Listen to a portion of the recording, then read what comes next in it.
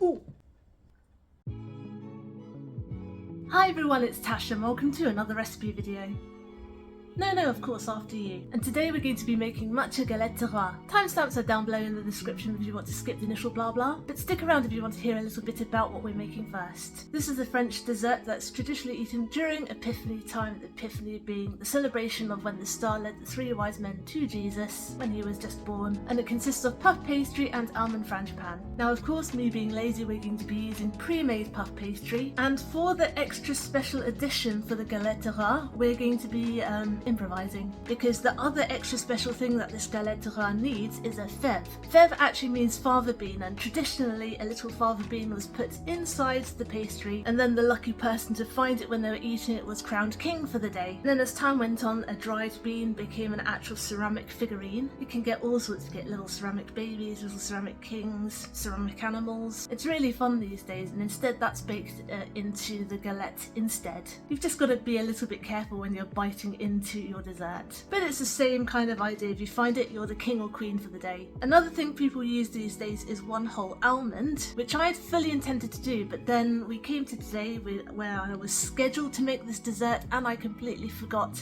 that this was going to be today, and I forgot to buy whole almonds. That was the one thing I missed off my shopping list. But what I do have is some whole pecan nuts, so I'm going to attempt to shell a whole one and at least have like an intact pecan half to put in. But I would recommend using an almond because obviously frangipane is made from almonds, so the almond makes sense. By the way, at the time of filming this, it's been about a week since I had very minor surgery. So while I'm making this galette rois, if you see this, that's just where they put the cannula in, and it's a little bit sore now, even a week on. So that's why there's a little raised bump and a bruise there. Nothing to worry about, just looks a bit weird. They had to put it in the side of my wrist because they couldn't find any veins here, despite how pale my skin is. So with all that said, let's go to the kitchen and see how it's done.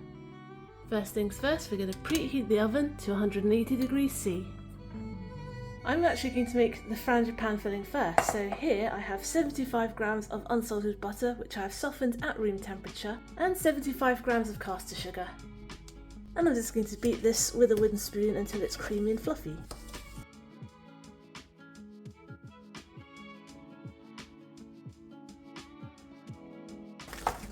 There we go, that will do. We don't have to cream it quite as fine as if we were making a sponge cake. This is fine. And now I'm going to sift in 2 relatively heaped teaspoonfuls of matcha. Oh, hang on, that's a half spoon. Let me grab another half spoon.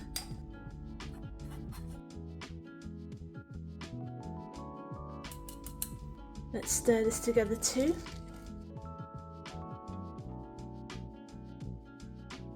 I'm going to add a little pinch of salt.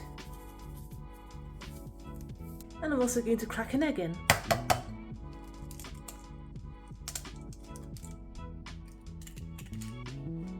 Let's beat this in too.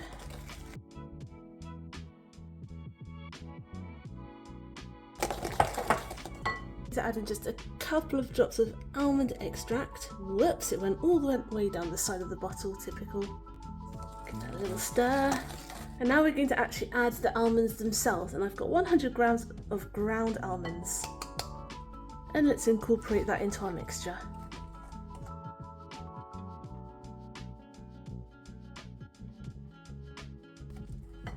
Now this next ingredient is totally optional. A lot of galette rois recipes actually add in a little bit of liqueur, sometimes brandy or rum.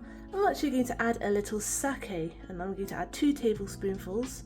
Preferably use a really fruity scented one, like a Jumai Daiginjo is preferable. This is actually Jumai Ginjo, but any sake will do really, because you know, it's all the flavours going to be mixed in, but preferably a fruity scented one.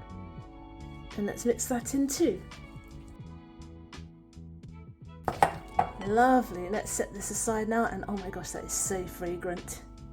I'm also going to scoop all of that mixture into a piping bag. I'm not even going to bother putting a tip on this one because it doesn't have to be pretty when we pipe it, just neat and contained. While I'm at it, I'm also going to make the glaze. So this is just a single egg yolk. Now I'm going to add a little splash of milk, no exact science here. And I'll give them a little whisk together. And that's it, that's our glaze. Now I'm going to put some non-stick baking paper down. There we go, it's going to make a neater work surface. And I've cut out enough that I can potentially cut out two 8.5 inch sized rounds.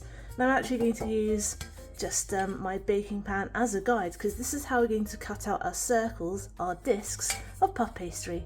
I'm going to dust a little bit of plain flour over to help the pastry not stick.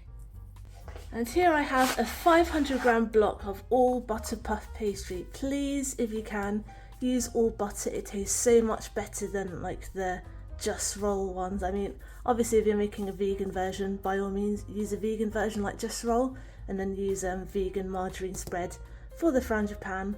But if you have the option, please do use all butter. And we're going to work relatively fast because in my experience all butter puff pastry has a tendency to go gooey when it gets warm. So let's sprinkle a little bit more flour on, and I'm basically going to roll it out enough that we can stamp two 8-inch-ish discs out of it.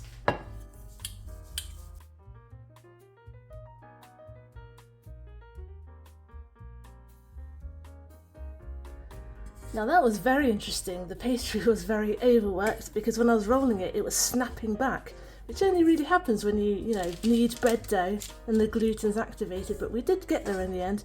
Right, this is just about fine. I'm going to cut out two discs, so let's put one here first, and we'll cut around it with a knife.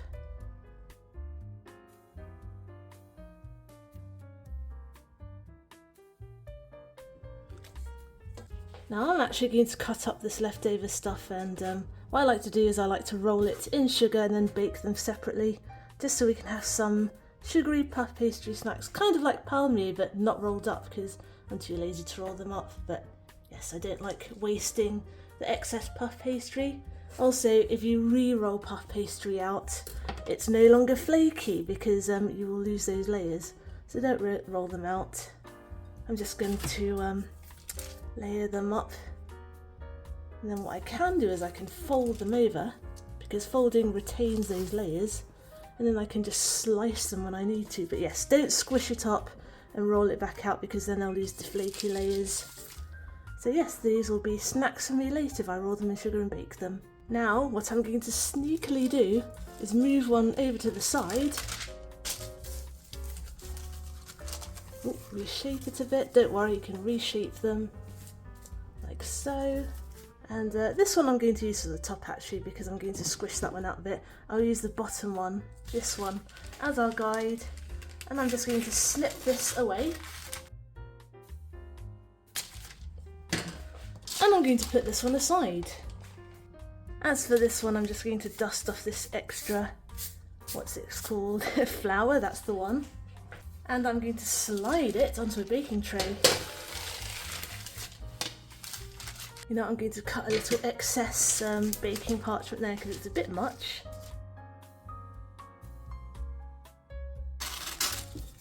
Isn't that neat? Now all we have to do is clean up the rolling pin because we don't have to clean a work surface. I love recipes like this.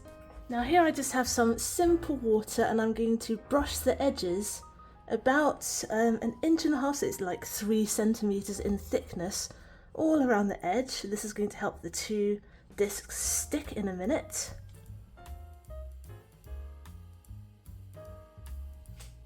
And now remember about our matcha frangipane. We're now going to pipe a spiral, starting from the middle and then working our way out. And we are not going to hit that water boundary. Well, maybe a little because I went a bit over on the top there. Future Tashi, I actually went a little bit too much over. I would actually leave it a little bit more space around the edges. Just going to smooth it out with the back of a spoon. And now, just to prove to you that I did manage to do it, I got a whole, well, 2 whole halves of a nut out of pecan just now. So we're going to put our fev in, hang on, I'm going to try and remember where it is because I want to try and get it out for the picture. Let's put it at 6 o'clock. Now I've got to try and make sure that I don't forget where it is. Just bury it in there. And we're going to put our other disc directly on top. So I'm just going to slap it on. This is another reason why it's handy to use baking parchment, because I can just plop it on like this. easy. I'm just going to tweak it to fit and stick down the very edges.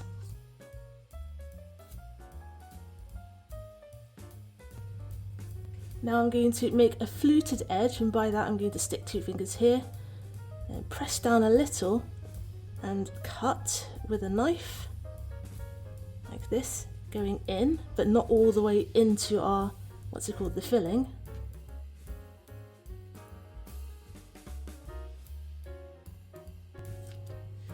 Now if you remember our egg mixture, we're just going to very generously glaze the top.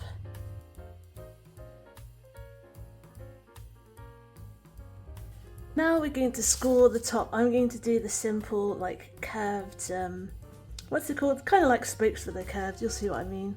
We're not going to cut all the way through, we're just lightly scoring like this.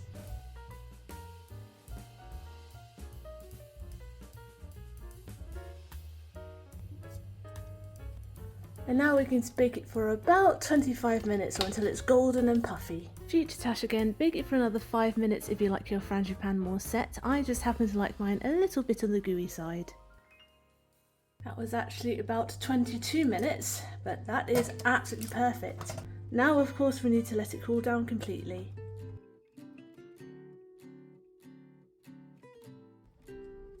Oh, that is gorgeous. Oh, I do like a good frangipane. Like I said, if you want yours a bit more cakey dry set, then keep it in the oven an extra 5 to 8 minutes and maybe turn the oven down a little bit so that you don't burn the top. But I like my frangipane a little bit on the gooey side.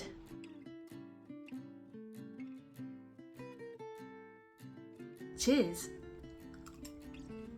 Gorgeous and buttery, and there are a few really lovely mild floral notes in there from the sake. It's lovely. It's not strongly boozy at all, as in when you use a liqueur or a spirit, just really soft floral notes. And you know I love matcha as well, so instant win. Even though the pastry itself wasn't the best made, the reason why I didn't dry it out is because it had just been put into the cardboard box and frozen at the supermarket. It's one of those rare times that I actually wish there was a little bit of plastic that protected it from the air, but the whole block of pastry had just been shoved naked into the cardboard box, which is why the air got to it and dried it out while it was in there. So not a good method for storing fine patisserie on the supermarket's part, but good for being eco-friendly, I guess. Now, I did try to cut that 6 o'clock slice with the nut in, so let's see if it is in there or if I have screwed up and I took it out the wrong way and it's actually at 12 o'clock now.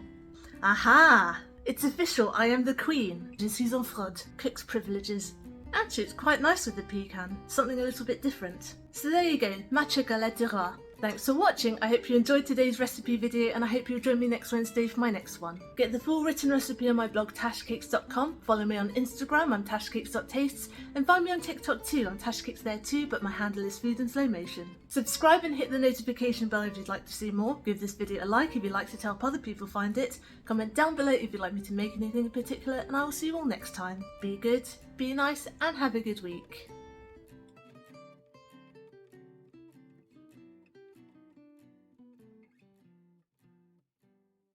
Oh, I'm battling with the sun today, even with the curtains closed.